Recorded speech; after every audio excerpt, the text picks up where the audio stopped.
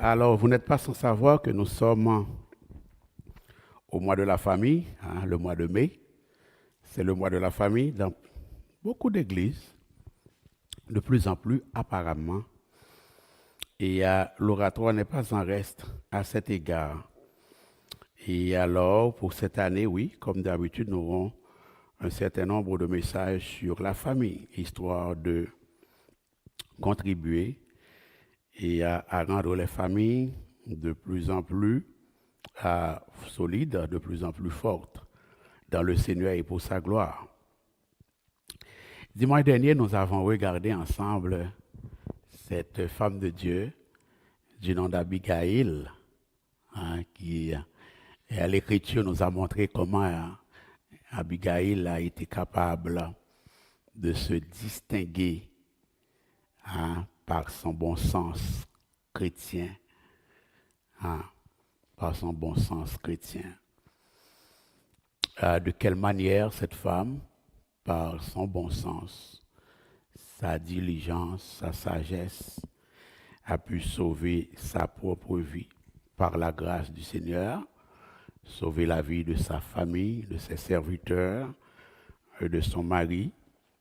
Ce dernier, ayant commis une maladresse, a failli coûter la vie et à la famille. Il a fallu que cette femme s'interpose entre David et son mari pour sauver sa famille. Elle a fait ça avec beaucoup de tact, beaucoup de sagesse, et la fin de l'histoire honore cette femme. Et à partant de son exemple, le Saint-Esprit de Dieu avait rappelé aux hommes et aux femmes de l'Église à se dévouer, à continuer à se dévouer pour leur famille. Et non seulement à continuer à se dévouer pour leur famille, mais aussi à continuer à faire preuve de bon sens dans leurs relations conjugales. Je ne reviendrai pas sur le message de dimanche dernier, je voulais simplement vous dire d'où est-ce que nous sommes partis depuis le début de la série. Aujourd'hui, nous allons regarder ce sujet disant conseil de Dieu pour la vie conjugale. Conseil de Dieu pour la vie conjugale. Oui. On va lire Matthieu chapitre 7, les versets 24 à 27 pour voir quelque chose d'abord et avant qu'on puisse parler des conseils de Dieu pour la vie conjugale. Matthieu chapitre 7, verset 24 à 27. Il est dit, c'est pourquoi quiconque entend ces paroles que je dis et les met en pratique sera semblable à un homme prudent qui a bâti sa maison sur le roc. La pluie est tombée, les torrents sont venus, les vents ont soufflé et se sont jetés contre cette maison.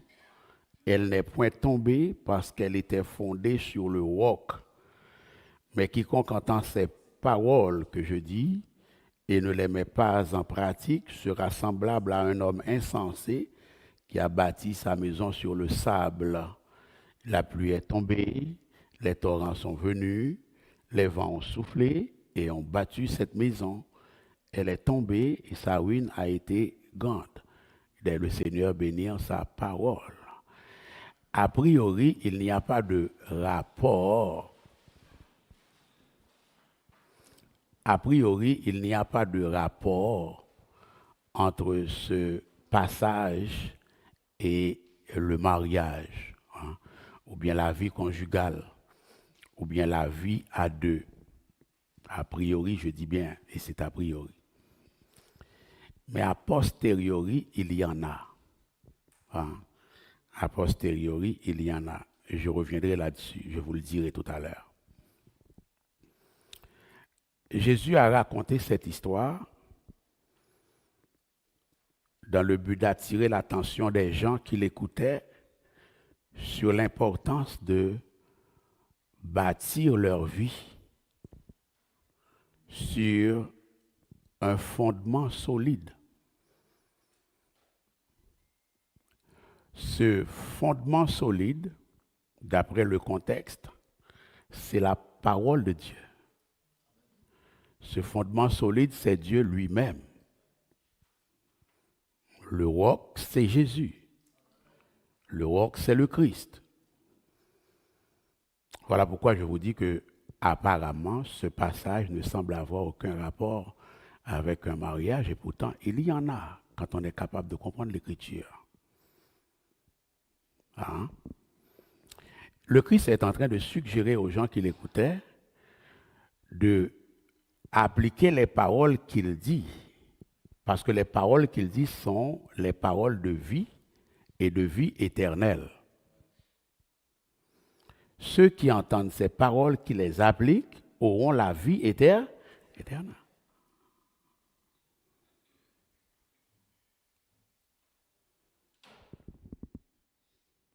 Pour Jésus, il est fondamental de mettre en pratique les conseils de Dieu pour la vie éternelle. Ouais. Sois bénie, femme de Dieu. Ah là là, ah là là, ah là là. Il y a deux servantes que je n'ai pas saluées. On est heureux de vous voir ce matin. Sois bénie. La sœur Christine, je crois. Voilà. Il est fondamental de mettre en pratique les conseils de Dieu dans tout ce qu'on fait dans la vie. De même qu'on mette en place les conseils de Dieu pour la vie éternelle. C'est la condition pour donner à ce qu'on fait un fondement solide. Alors nous avons un premier conseil ici. Un des premiers conseils de Dieu que nous avons, c'est de fonder notre famille sur Dieu. C'est de fonder notre vie à deux, notre relation, notre vie conjugale sur Dieu. Le principe que Jésus met en avant vaut également pour la vie à deux, la vie dans le mariage. Fonder son mariage sur Dieu sauve son mariage. De même que si je fonde ma vie sur Dieu, eh bien j'ai la vie éternelle. Si je fonde ma vie sur Dieu, eh bien mon mariage sera sauvé. Il viendra des moments où mon mariage sera ballotté tribord bâbord, mais par la grâce de Dieu, mon mariage sera sauvé. Dieu donne des conseils pour un mariage solide. Il donne des conseils pour un mariage heureux.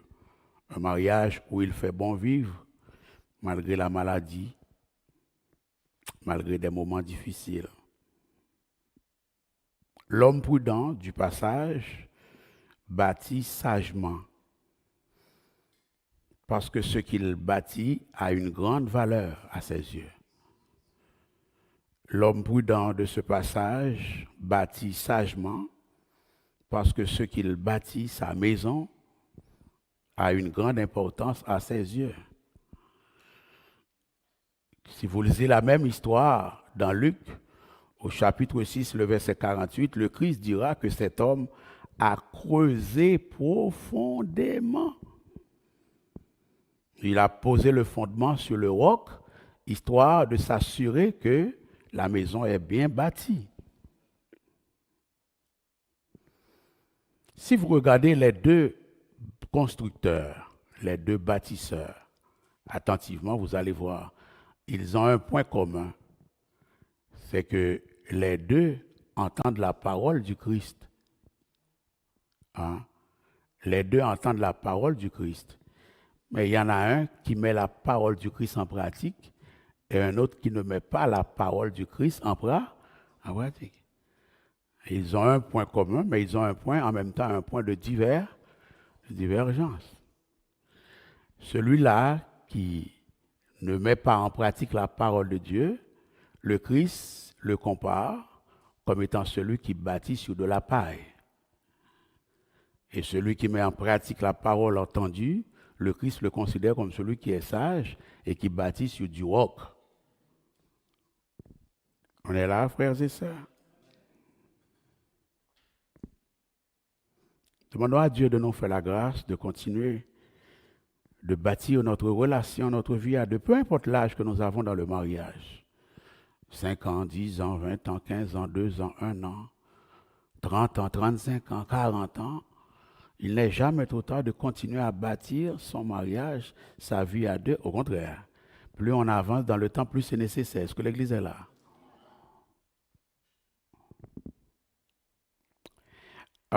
Voilà pour le premier conseil général que Dieu nous donne. Maintenant, entrons dans les détails. Prenons quelques exemples, quelques moyens par lesquels nous pouvons bâtir notre mariage sur Dieu et sur sa parole.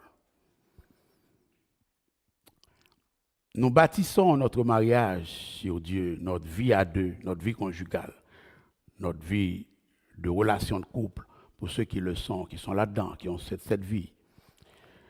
Nous la bâtissons sur Dieu en faisant preuve de souplesse dans le mariage. Hein? Souplesse. Je vous le dis, je sais que, rappelez-vous ce que j'ai déjà dit quand j'enseigne. Vous le faites déjà. Dieu veut que vous les réentendiez. Pas oublier. OK? La souplesse. La souplesse, c'est ce que les techniciens dans ce domaine appellent l'adaptation. Et l'abnégation. Ou du moins, il y a d'autres synonymes pour la souplesse, l'adaptation, l'abnégation. D'autres synonymes encore, c'est l'esprit de sacrifice. Est-ce qu'on est là? Matthieu 5, verset 38 à 42. Là encore, ça n'a pas été donné pour le mariage. Mais gare à moi si je crois que ça ne s'applique pas. Matthieu 5, verset 38 à 42. Vous avez appris qu'il a été dit œil pour œil et dent pour... Mais moi, je vous le dis, de ne pas résister aux méchants. Si quelqu'un te frappe sur la joue droite, présente-lui aussi l'autre.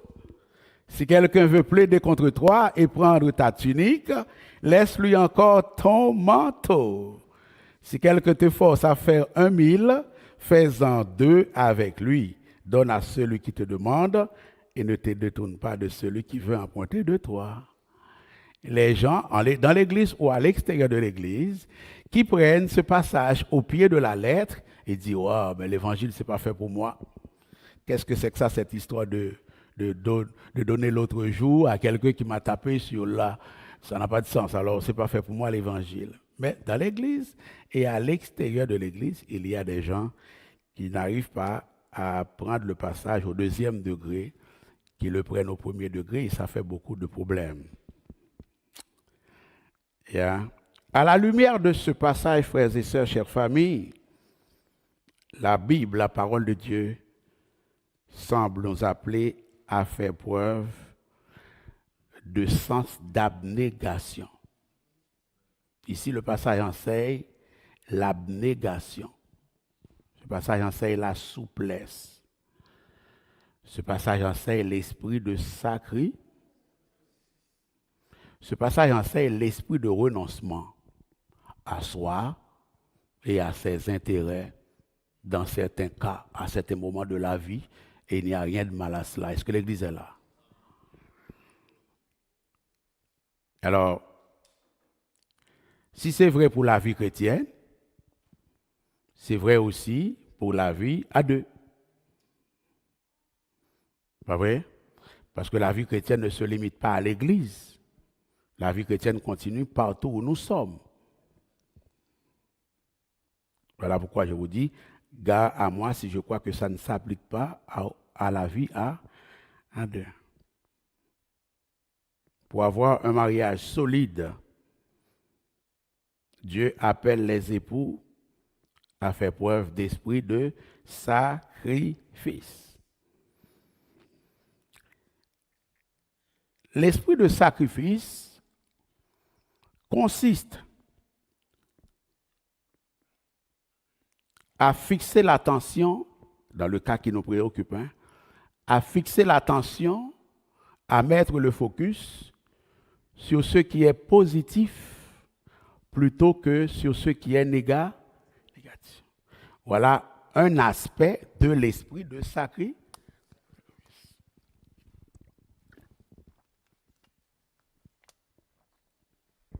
Bien sûr, il y aura toujours, comme dans tout, des exceptions. Dieu vous dirigera dans la démarche. Mais dans la plupart des cas, le bonheur des familles dépend de cet esprit de sacrifice.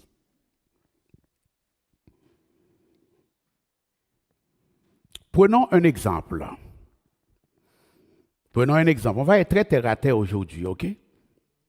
Prenons un exemple. Une femme dit, depuis notre mariage, là je vous donne un cas qui a été étudié. Mon mari n'est plus l'homme sentimental qu'il était. Il m'emmenait souvent dans des endroits intéressants avant notre mariage et maintenant il ne le fait plus. Lui qui aimait passer du temps avec moi avant le mariage ne passe plus du temps avec moi comme il le faisait avant notre mariage. Ce n'est plus l'homme que j'ai connu autrefois. Il s'enferme dans la routine et m'amène dans cette routine avec lui. Je n'en peux plus, je m'en vais. Ça va? Le constat est légitime. Il peut être vrai. Et si ce constat s'exprime avec grâce, avec miséricorde, avec bonté, avec humilité, la Bible, l'Église, n'a aucun problème avec un tel constat. De toute façon, et avant tout, le constat exprime un besoin de présence. Dieu sait à quel point être sentimental peut être payant dans la vie à deux. Mais, si la femme, au lieu de faire preuve de souplesse devant cette situation, en fait un drame, dans certains cas, elle risque de mettre son mariage en danger. Est-ce qu'on est là? Les moments romantiques, Dieu veut bien. Je veux bien. L'Église veut bien.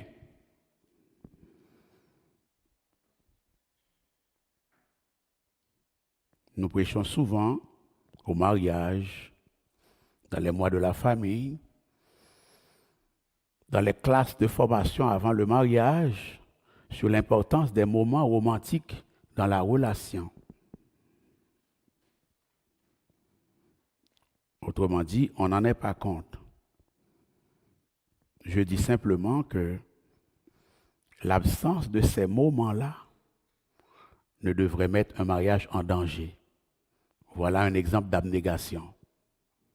Voilà un exemple d'adaptation. Voilà un exemple de souplesse. Est-ce que l'Église est là? Car autant il y a des hommes qui peuvent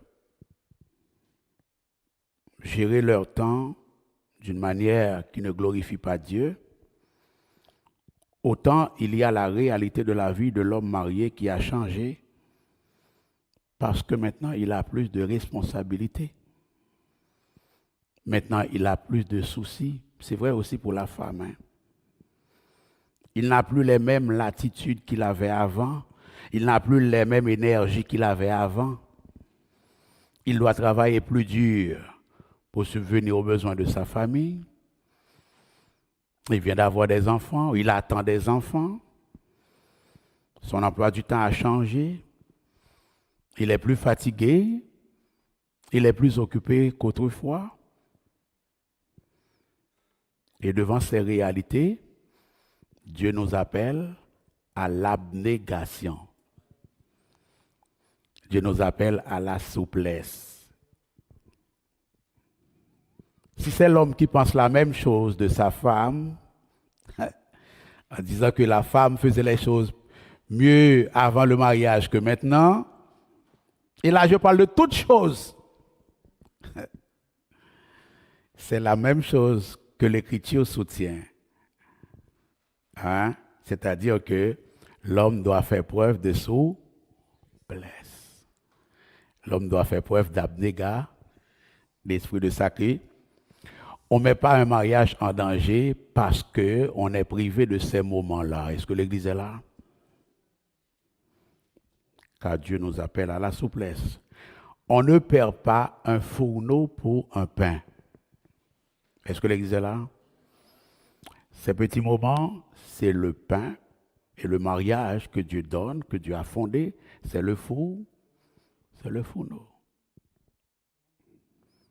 Les experts font remarquer que un seul conjoint suffit pour faire dérailler un mariage. Moi, ce n'est pas domaine, moi. Je ne suis pas un expert en conjugalité, là. Hein?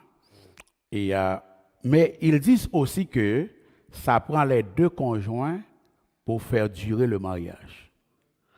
Un seul peut le faire dérailler, échouer, et ça prend les deux pour le faire vivre. Alors,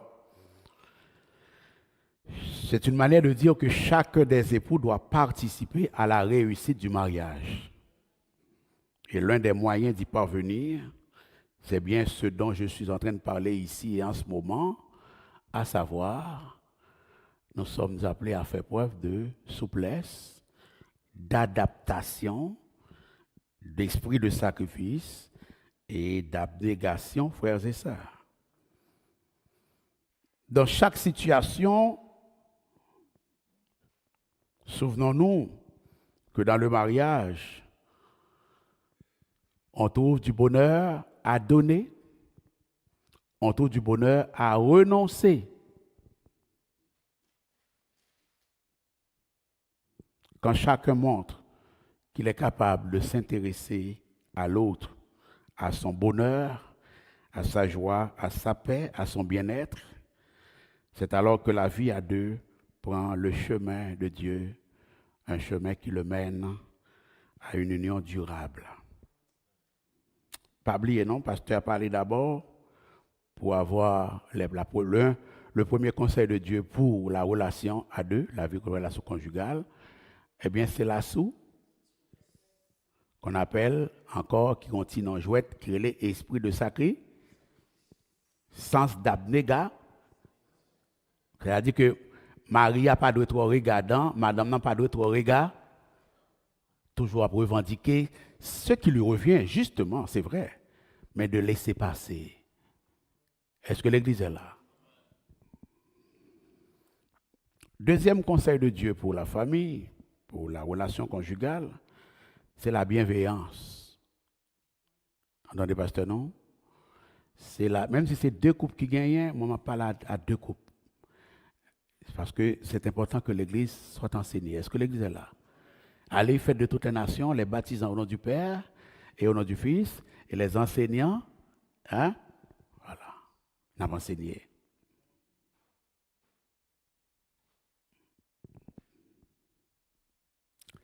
La bienveillance. Et quand l'Écriture parle de la bienveillance, elle parle de la bienveillance même lors des temps de désaccord, même lors des temps de conflit. Est-ce que l'Église est là? Et la famille chrétienne, l'Église chrétienne, peut être bienveillante même dans les moments de conflit. Tout ce que vous voulez, Matthieu 7, verset 12, tout ce que vous voulez que les hommes fassent pour vous, vous devez aussi le faire pour eux. Voilà le fondement biblique de la bienveillance. Voilà la motivation de la bienveillance. Voilà le soutien, l'aide à la bienveillance. Tout ce que vous voulez que les hommes fassent pour vous, vous devez vous aussi le faire de même pour eux.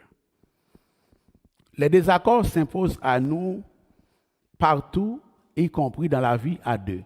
Et peut-être surtout dans la vie à deux. Une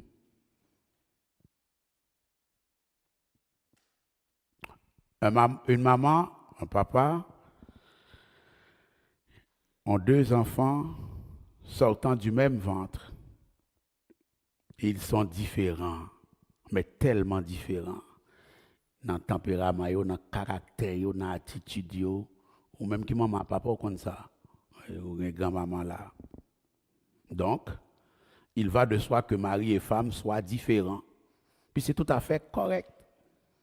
Différents dans le caractère, dans le tempérament, dans le goût, dans la priorité. On est là?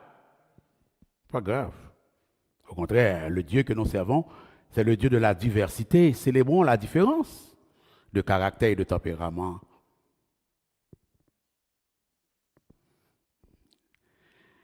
Mais de ces différences découlent les désaccords. On est là? De ces différences découlent les désaccords. C'est à cause du péché. Les différences telles que Dieu les a prévues, pas de supposé faire problème dans la création. Ces péchés qui viennent faire différence ont problème. Le péché a perverti les différences. Dans les relations de couple, eh bien, la différence ou les différences posent problème. Mais il y a une deuxième chose à constater, c'est que tous les désaccords, et c'est important, tous les désaccords n'ont pas la même importance. Tous les désaccords n'ont pas la même importance. Il y a des désaccords mineurs, il y a des désaccords majeurs. Toute la question est de savoir comment s'y prendre face aux désaccords. Va-t-on user de la bienveillance chrétienne dans la gestion des désaccords ou au contraire, va-t-on utiliser de la malveillance? Voilà. C'est toute la question. C'est pas vous. C'est pas vous. Loin de là. Mais d'après ce que je lis, les cris, les coups, le lancement des objets, par exemple, ne mènent à rien de bon. Ne mènent à rien de bon. On ne construit pas une relation sur les cris, sur les coups, sur le lancement des objets, sur le fait d'écraser des objets.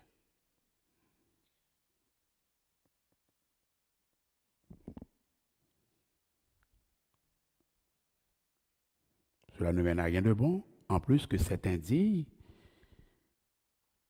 d'un homme de Dieu. En plus que c'est indigne d'une femme de Dieu. En plus que c'est indigne pour l'Église du Seigneur. Ça va? Dieu rejette la violence conjugale sous toutes ses formes, même sous ses formes les plus subtiles. Est-ce que l'Église est là? Dieu rejette la violence conjugale sous toutes ses coutures. Ce n'est pas seulement garçon qui fait violence conjugale, non? Radio, téléviseur, dit garçon, mais pas seulement garçon. Oui. Et les époux ont la responsabilité de transmettre à leurs enfants un modèle de non-violence.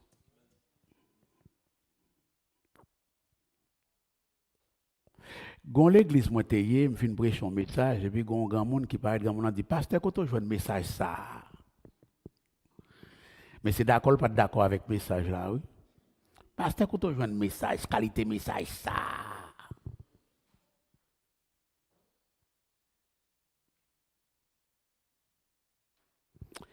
Mon connaît. Message, c'est bon Dieu que vous voyez, faut obéir. Nos enfants ont besoin d'être exposés à un apprentissage de la non-violence. Premier côté pour apprendre, le premier endroit où ils doivent l'apprendre, c'est la famille. La loi du Québec rejette la violence conjugale sous toutes ses formes. Ce n'est pas seulement l'écriture qui rejette la violence conjugale, mais la loi au Québec rejette la violence conjugale sous toutes ses de grâce.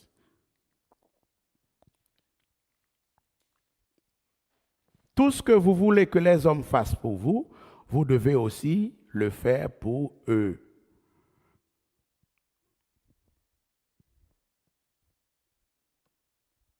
Ça veut dire quoi? Ça veut dire que si cette règle de bienveillance s'applique, il y aura beaucoup de problèmes résolus dans la vie à deux. Prenons un exemple. Comme tantôt, on va prendre un exemple. Nous savons que nous sommes pécheurs, vous et moi. Hein? Donc, nous savons que nous ne sommes pas parfaits, pas vrai? Nous savons que nous ne sommes pas sans défaut, pas vrai? C'est ça, ça veut dire pour vous et moi, le fait de savoir que nous sommes pécheurs. Voilà.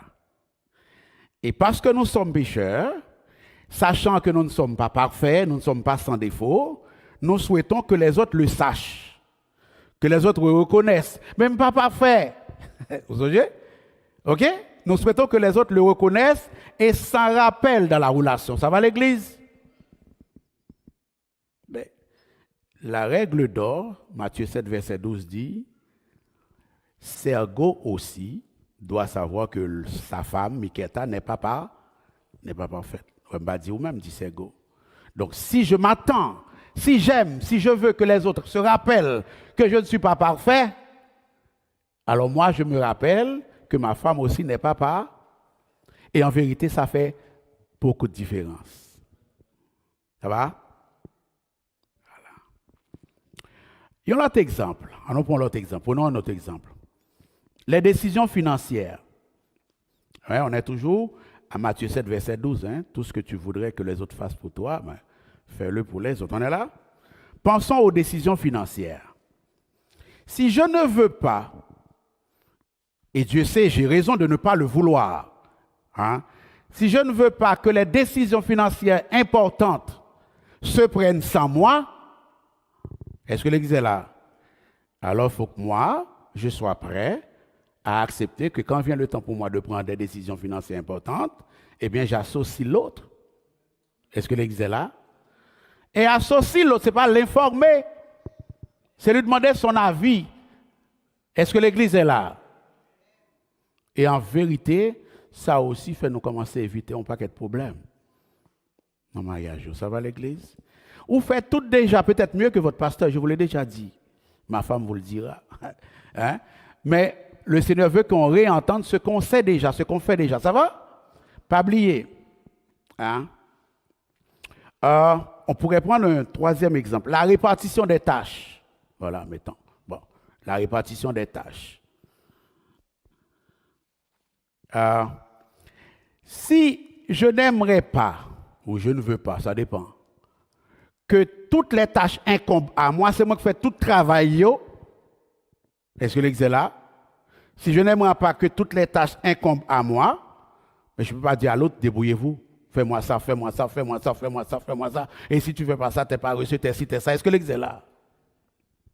Voilà quelques endroits de la vie à deux que je crois que cette règle d'or du Christ, Matthieu 7, verset 12, s'applique et nous évite bien des têtes chargées, bien des problèmes. Les mariages qui sont là toujours, c'est parce que la règle d'or n'est pas appliquée. Est-ce que l'Église est là?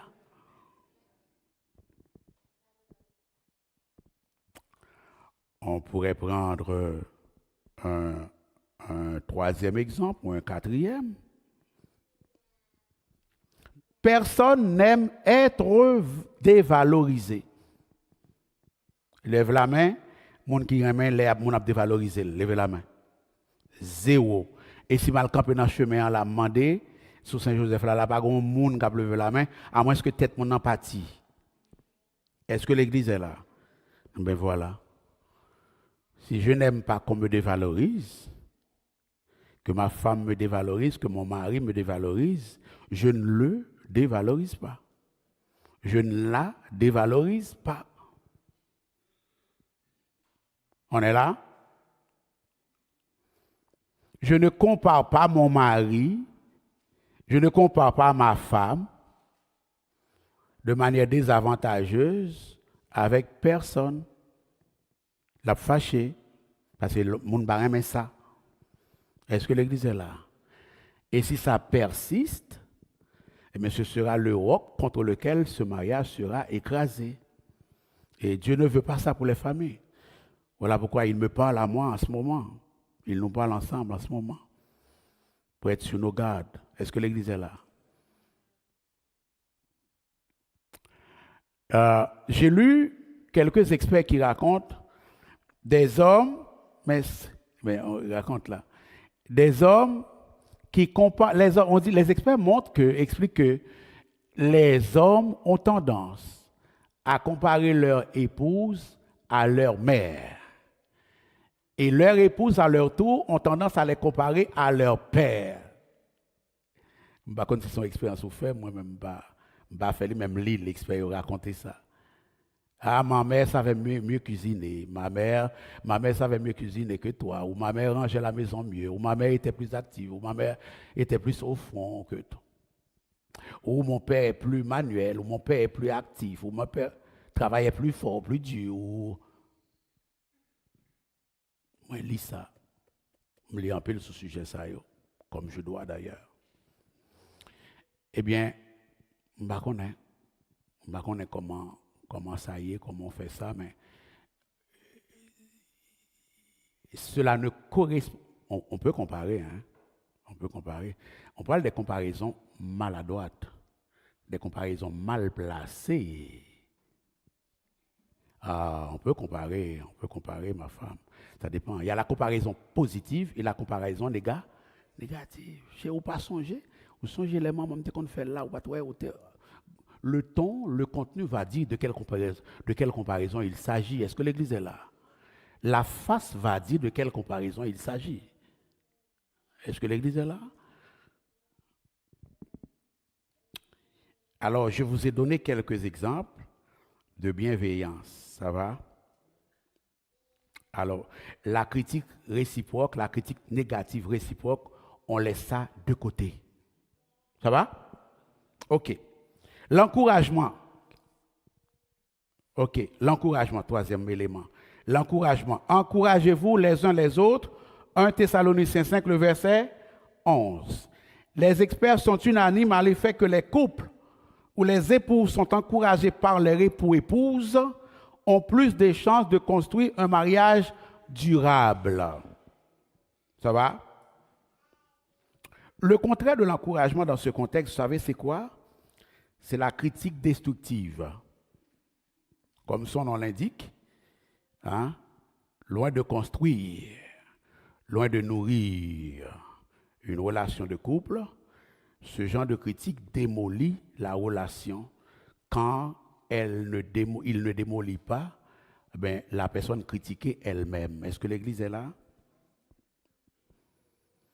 Il arrivera à l'oratoire, peuple du Seigneur, chers amis internautes, que dans la vie conjugale, dans la relation de couple, il arrivera que nous découvrirons certaines zones de vulnérabilité chez l'autre. Zones de vulnérabilité que la plupart du temps, on n'avait pas soupçonné avant. Nos yeux étaient fermés, puis on était dans l'amour là, on était fous là. Puis c'est là qu'on les découvre. Eh bien, Dieu nous appelle à adresser ces découvertes avec douceur. Ça va? Dieu nous appelle à adresser ces nouvelles découvertes, ces défauts, ces traits de caractère avec douceur.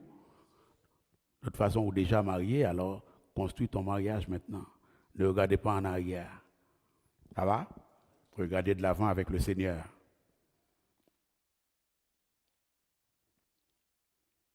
Une façon d'encourager notre époux, c'est à part de ne pas la critiquer,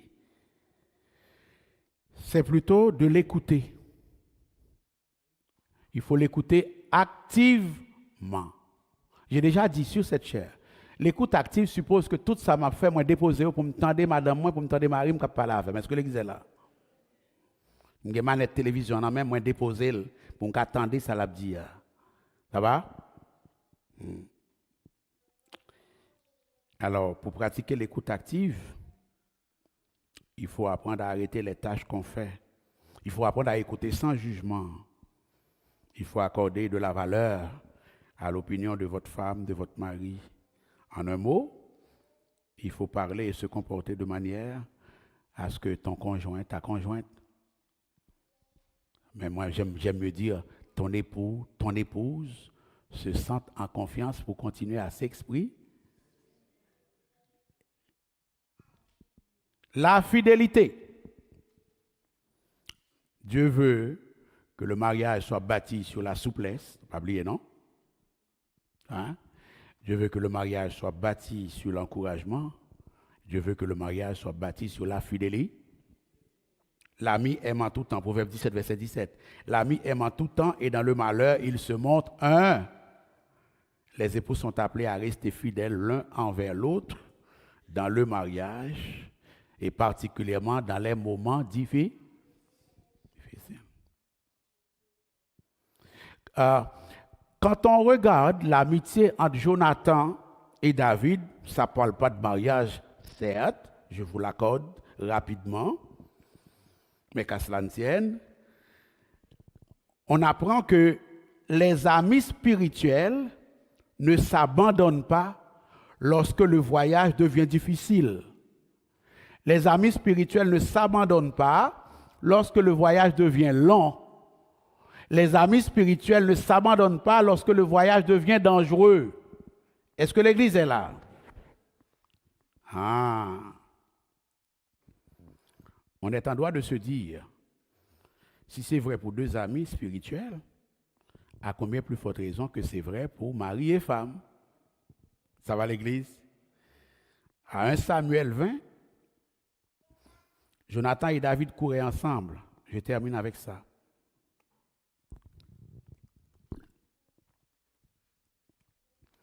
Mais les choses devenaient de plus en plus difficiles. Saül est devenu de plus en plus jaloux de la popularité de David et veut enlever la vie à David. Alors David demande à Jonathan de l'aider.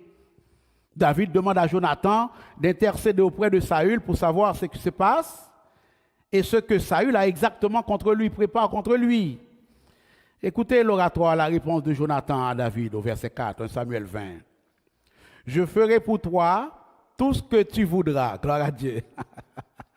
Et au verset 9, Jonathan de dire, loin de toi la pensée que je ne t'informerai pas si j'apprends que le mal est résolu de la part de mon père et menace de t'atteindre. Remarquez bien. Disant cela, prenant cette décision, Jonathan met sa vie en danger. Mais qu'à cela ne tienne, sa réponse est claire. Quoi que tu veuilles, je le fais. Quoi que tu veuilles, je le fais. C'est pour un ami, c'est comme ça. À plus forte raison, il doit en être ainsi pour son épouse ou son époux. Êtes-vous ce genre d'ami pour votre épouse? Êtes-vous ce genre d'ami pour votre époux? Je ne dis pas si madame fait un bagage qui n'est pas biblique ou le faire. Non, je ne dis pas si madame je ne dis pas si votre femme vous demande de faire quelque chose qui n'est pas biblique, vous devez le faire. Non, ou l'inverse. C'est plutôt dans tout ce qui est biblique, on est prêt à tout pour son mari, pour sa femme. Ça va l'Église?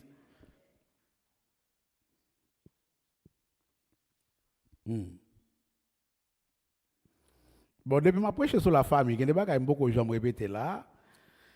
Ben oui, pourquoi pas. Mais, il y a des gens qui ne pas fait pour famille, seul, frère, neveu, nièce. Et puis, depuis qu'il veut pour faire bagage pour madame ni, c'est là que ça devient difficile. Est-ce que l'Église est là? L'inverse est aussi vrai. il y a des femmes de Dieu, des sœurs, pour qui vous et moi, nous allons continuer à avoir beaucoup de respect, beaucoup d'admiration, qui sont prêts à tout pour leurs parents, mais pas pour leur mari. L'inverse est aussi vrai. Est-ce que l'Église est là?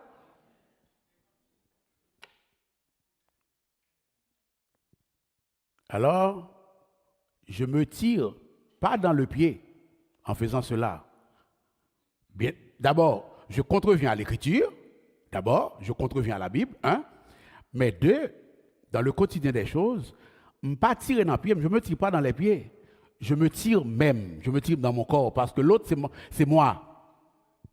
Et les deux deviendront, eh bien, vous ne pouvez pas répondre. Et les deux deviendront. Alors, l'aime fait ça, l'aime gaspiller comme madame, moi, l'aime gaspiller comme mari, c'est comme moi gaspiller. L'aime pas aider madame, moi, pas soutenir madame, moi, c'est moi pas aider. Est-ce que l'église est là?